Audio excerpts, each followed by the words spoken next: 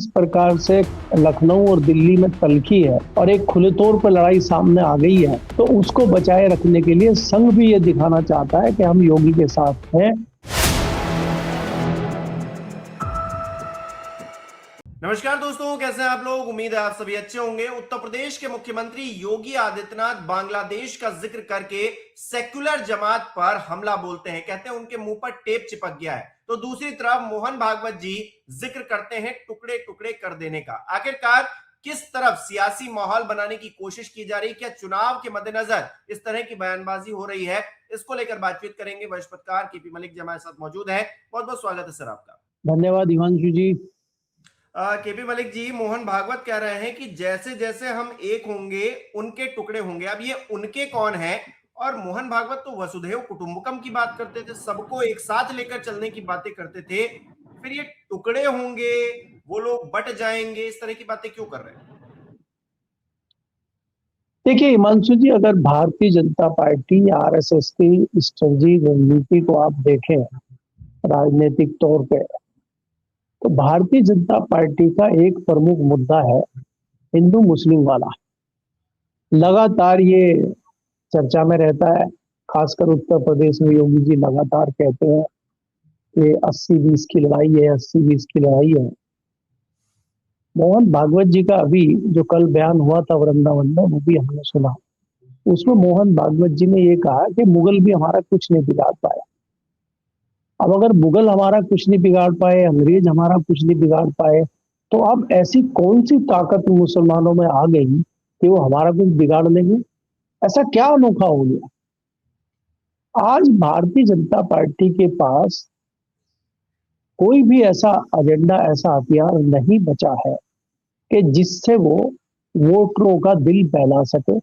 आखिरकार उसको अपने प्राइम मुद्दे पे आना पड़ता है, और वो मुद्दा है हिंदू मुस्लिम का। हिंदू मुस्लिम का डर भय पैदा करो और वोट लो, वही आप बंटने की बात करते हैं। अगर हम इसको खुले तौर पे समझने की कोशिश करें, आज दो स्टेट है महत्वपूर्ण रूप से, एक में चुनाव होने वाले हैं बहुत जल्दी, वेस्ट बंगाल, और उसके बाद उत्तर प्रदेश में अगले साल शुरुआती दौर में ही चुनाव है। तो इनको लेके भारतीय जनता पार्टी बहुत तैयारियां कर रही है, बहुत सारी स्ट्रेटजी बना रही है, और ये दोनों जगह मुद्दे वही चलेंगे कि बटोगे तो कटोगे। योगी जी की वही रणनीति है। और आज भारतीय जनता पार्टी के पास फायर ब्रांड नेता के रूप में अगर आप देखा जाए, या हिंदुत्व के तौर पे अगर किसी नेता को माना जाता है, तो वो योगी आदित्यनाथ है।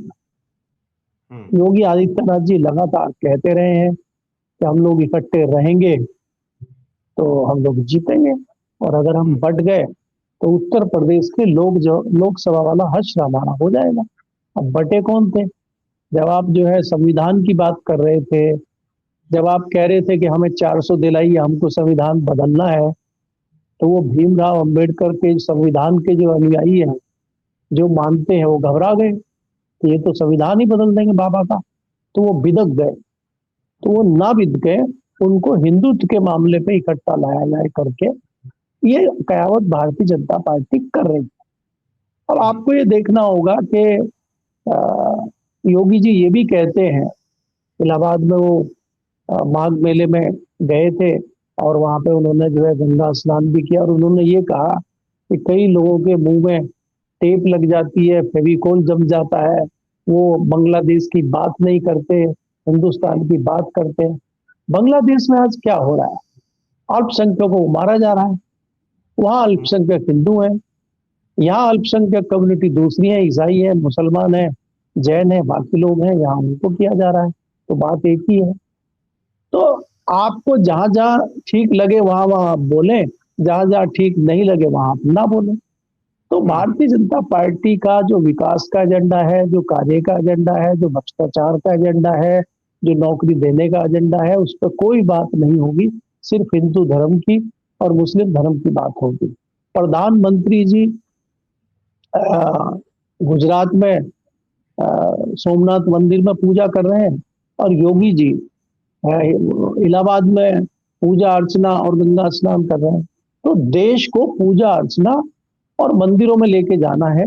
ये विकास कार्य हो, ये भ्रष्टाचार हो, या दूसरी चीजें हो, शिक्षा हो, स्वास्थ्य हो, इसमें कोई चर्चा नहीं हुई। इस पर चर्चा होगी तो सत्ताधारी दल भाजपा गिरेगी। जहां उत्तर प्रदेश में तीसरी बार आने की तैयारी हो रही है, जहां केंद्र में सरकार को बचाने की तैयारी है, तो वो इसी तरीके से बच सकती है, और कोई तरीका नहीं है। और तो गिरेगी। इस प्रकार से भ्रष्टाचार चल रहे हैं, जिस प्रकार से भारतीय जनता पार्टी के नेताओं का आचरण है, उस पर तो आज भारतीय जनता पार्टी गिरी हुई दिख रही है। अगर भारतीय जनता पार्टी को बचाना है तो एक सबसे बड़ा अम्ब्रेला उसके पास है, हिंदुत्व का अम्ब्रेला, और उसी अम्ब्रेले के नीचे आके आप बच सकते हैं। अन्यथा भारतीय जनता पार्टी पर तमाम आरोप और आक्षेप है। बचना है तो हिंदुत्व की छतरी के नीचे आना ही होगा। जी। अच्छा केपी मलिक जी, भागवत जी योगी की भाषा तो नहीं बोलने लगे हैं, आपको लग रहा है उनके बयानों से? ये देखिए, मोहन भागवत जी भी जानते हैं, योगी जी भी जानते हैं, अगर उत्तर प्रदेश में सरकार दोबारा बनानी है तो इसी एजेंडे पे बनेगी, और कोई एजेंडा उत्तर प्रदेश में नहीं है। हमने पिछली बार भी चर्चा किया था कि जिस प्रकार से लखनऊ और दिल्ली में तल्खी है और एक खुले तौर पर लड़ाई सामने आ गई है, उससे कहीं ना कहीं संघ भी इस बात को लेके मान रहा है कि इस आपसी लड़ाई का नुकसान उत्तर प्रदेश की भाजपा सरकार को हो सकता है। तो उसको बचाए रखने के लिए संघ भी ये दिखाना चाहता है कि हम योगी के साथ हैं और योगी कहीं नहीं जा रहे।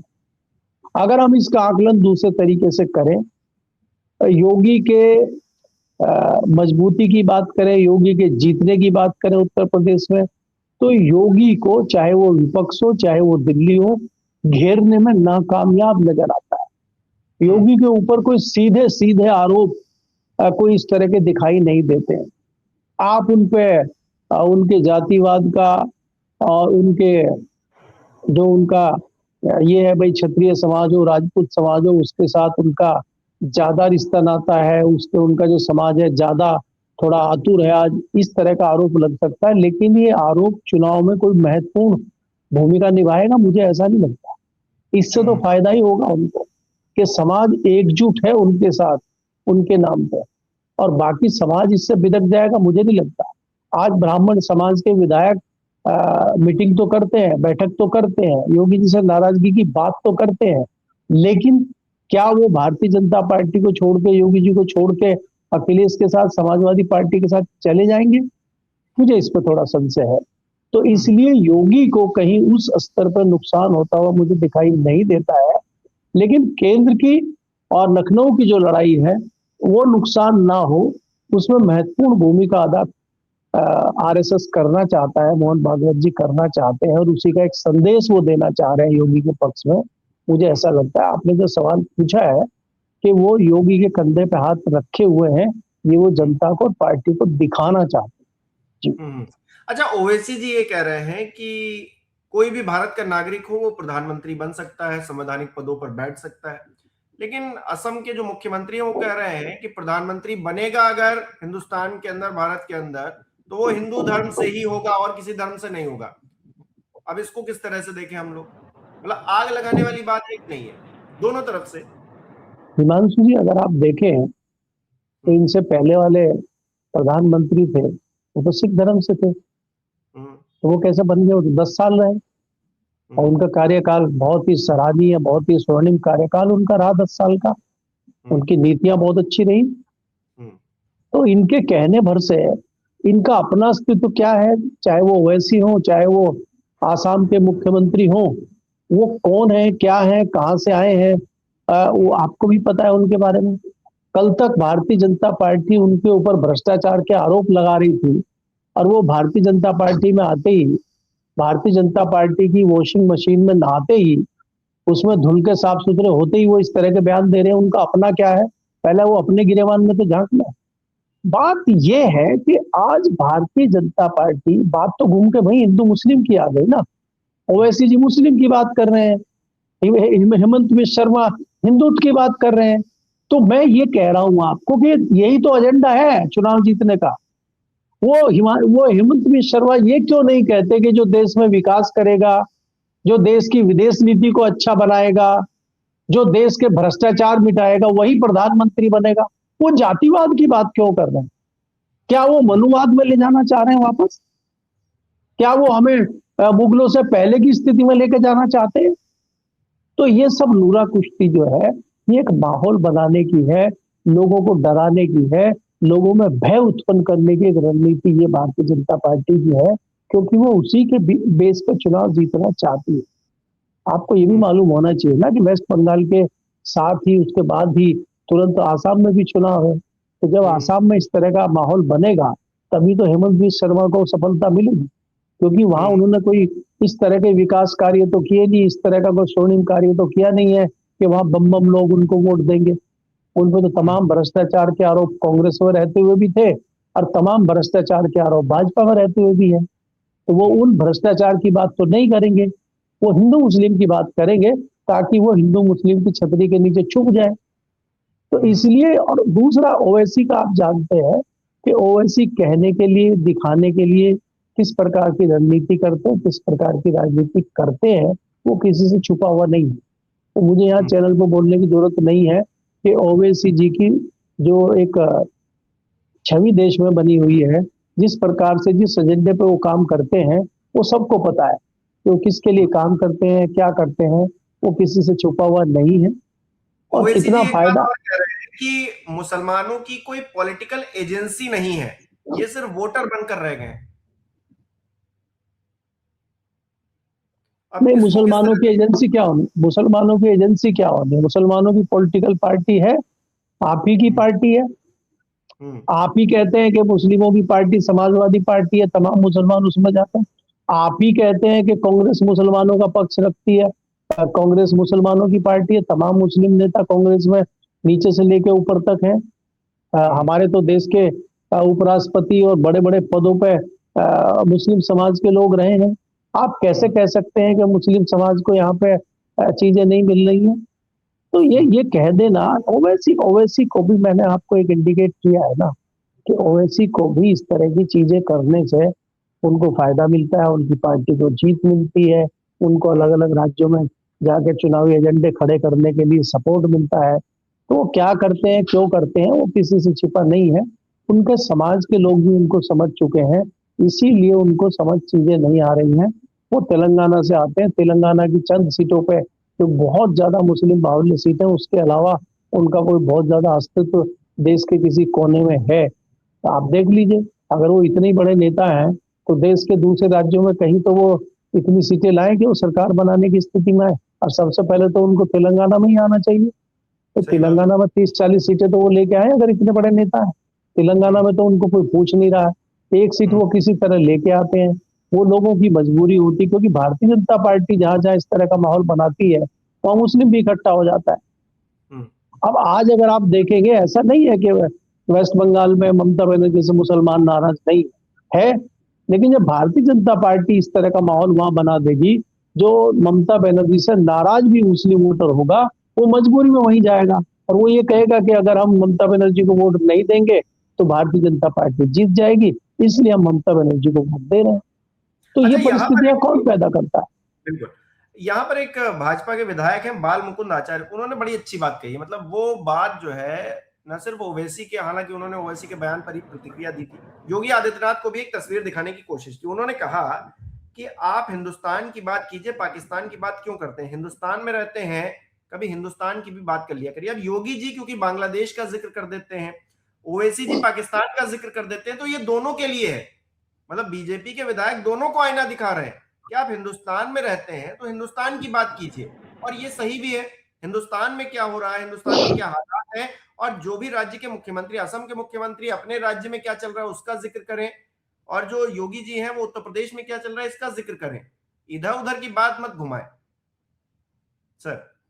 देखिए हिमांशु जी, अगर आप देखेंगे, ये विधायक जो है भारतीय जनता पार्टी के, इनको अभी पार्टी की रणनीति, ओवैसी की रणनीति, हेमंत बिस्वा शर्मा की रणनीति, इनको भी मालूम नहीं है।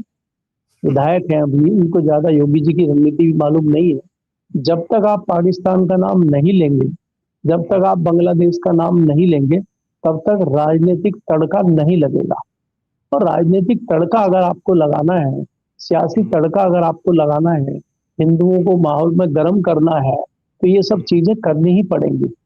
अगर आप पाकिस्तान की, बांग्लादेश की बात नहीं करेंगे तो आप क्या विकास कार्यों की बात करेंगे?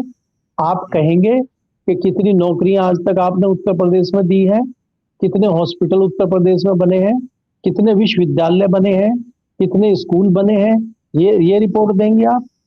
कितने कितने आपने किसानों का भला किया है?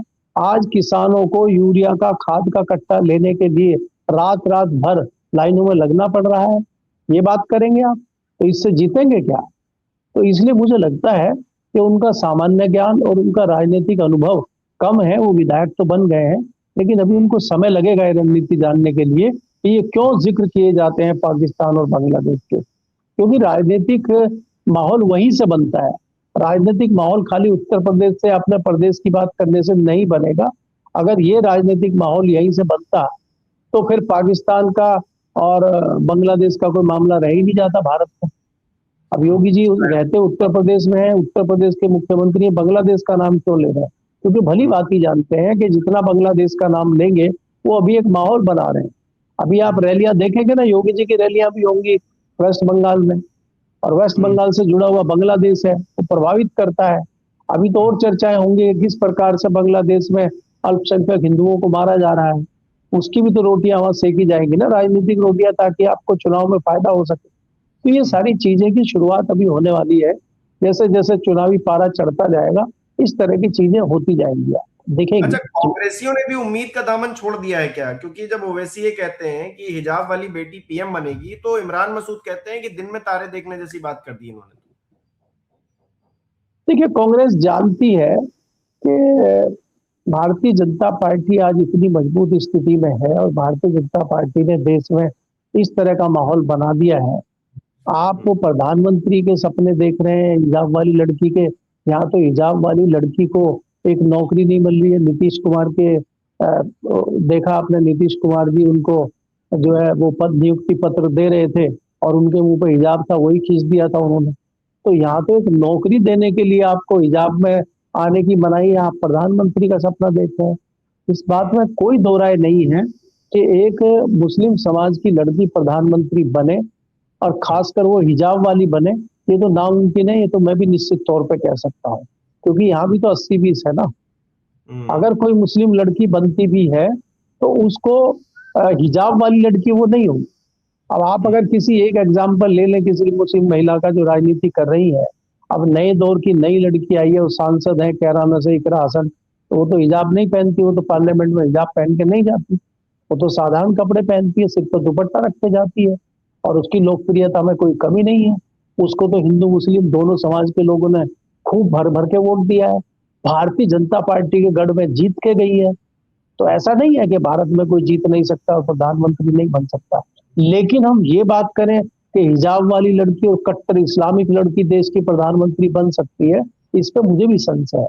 लेकिन कोई मुस्लिम समाज की महिला देश की प्रधानमंत्री नहीं बन सकती, ये मैं नहीं कह सकता। बन सकती है, यहाँ तो सबको अधिकार है। अगर देश का एक चाय वाला प्रधानमंत्री बन सकता है तो भारत की यही तो खूबसूरती है। हमारे जो पूर्वज थे, जिन्होंने संविधान लिखा, जिन्होंने व्यवस्था बनाई, ये तो उनकी खूबसूरती है ना, जिनको आज हम भर भर के कोस रहे हैं, वही तो हमारे लिए रास्ता खोल के गए हैं। अगर अगर मोदी जी साधारण परिवार से आते हैं, वो कहते हैं कि मेरी माता जी तो घर घर बर्तन मांजती थी और मेरे पिताजी चाय बेचते थे और मैंने खुद चाय बेची है, और आज वो देश के प्रधानमंत्री हैं, तो यही तो हमारे संविधान की खूबसूरती है। तो इसमें तो ऐसा है नहीं कि कोई किसी धर्म का हमारे यहाँ प्रधानमंत्री नहीं बन सकता, बन सकता है। वो इस काबिल होना चाहिए, वो यहाँ तक पहुंचना चाहिए। और ऐसा नहीं है कि मुस्लिम समाज के लोग नहीं पहुंचे हैं, हमारे यहाँ तो राष्ट्रपति, उपराष्ट्रपति और तमाम पदों पर मुस्लिम पहुंचे। प्रधानमंत्री बनते बनते रह गए और प्रधानमंत्री भविष्य में बन सकते हैं, इसमें कोई बड़ी बात है। लेकिन इस काबिल उनको होना चाहिए। खाली आप धर्म के नाम पे वहां तक पहुंच जाए और खाली धर्म के नाम पे आप प्रधानमंत्री बन जाए, इस पे मुझे संशय है। लेकिन काबिल व्यक्ति वहां तक पहुंच सकता है, इसमें मुझे कोई संशय नहीं। जी, बहुत बहुत शुक्रिया सर हमारे साथ जुड़ने के लिए, तमाम बातचीत के लिए। और जिस तरह से हिंदू मुस्लिम की राजनीति हो रही है, जिस तरह से ये दौर एक बार फिर से वही पुराने दौर की याद दिला रहा है, उत्तर प्रदेश हो, असम हो, महाराष्ट्र हो, राजस्थान हो, हर जगह से रिएक्शंस भी निकलकर सामने आ रहे हैं। भागवत साहब जिस तरह से बयान दे रहे हैं, तो अपने आप में सवाल खड़े हो रहे हैं कि हम किस दिशा में जा रहे हैं। राजनीति आने वाले दिनों में क्या इसको लेकर और तल्ख होने वाली, आपकी क्या राय है, हमें कमेंट बॉक्स में जरूर बताइएगा। इस वीडियो को लाइक करना, शेयर करना मत भूलिएगा। हमारे चैनल को सब्सक्राइब नहीं किया है तो वो भी जरूर कीजिएगा। बहुत बहुत धन्यवाद।